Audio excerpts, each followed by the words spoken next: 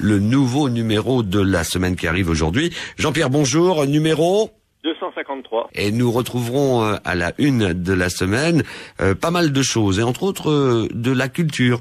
Oui, un avant-programme de la culture et de l'animation, un peu sur tout ce qu'il va y avoir de nouveau à Metz, notamment en 2010, que ce soit pour Pompidou et son inauguration, pour une fête de la Mirabelle qui sera celtique cette année, de nouvelles activités à l'Arsenal, et aussi pour une manifestation en fin d'année que nous allons accueillir ici, alors qu'elle était l'année dernière à Lunéville, qui s'appelle Toc et Étoiles, et dans laquelle on devrait avoir à peu près 30 à 50 000 gastronomes réunis autour de Pompidou. Et ben voilà une plutôt festive, et c'est agréable en ces périodes où le ciel est un petit peu maussade, on va dire. Oui, Jean-Loup, on tient quand même compte aussi du ciel maussade et surtout de ce qui se passe ailleurs, parce que ce numéro de la semaine a aussi une caractéristique, c'est que nous nous mobilisons pour Haïti, et que sur chaque numéro de cette semaine qui sera vendu, 10 centimes iront à une association Architectes Urgence pour la reconstruction de Haïti.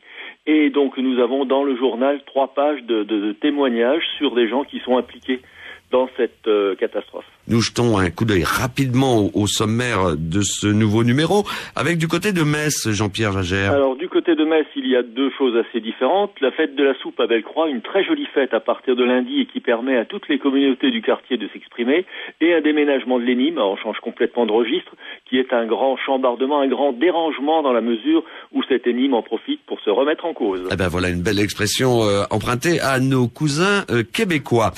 Quoi de neuf en Moselle-Est? En Moselle-Est, toujours cette affaire de centrale électrique qui était prévue du côté de Hambach, pour laquelle le commissaire enquêteur a donné un avis défavorable. Les élus sont furieux et proposent, pourquoi pas, de l'accueillir du côté de Carlin. Et du côté de Thionville, ça bouge aussi, ça déménage? Ça réfléchit beaucoup autour de la place dans la grande région, au fait qu'il faut se rapprocher ou de Metz ou de Luxembourg, et on se rend compte que, c'est pas très simple cette histoire, et on titre sur Je t'aime moi non plus, parce qu'on ne sait pas trop quel choix faire. On rappelle également que vous suivez de très très près, avec un numéro très légèrement différent, l'actualité nancéenne.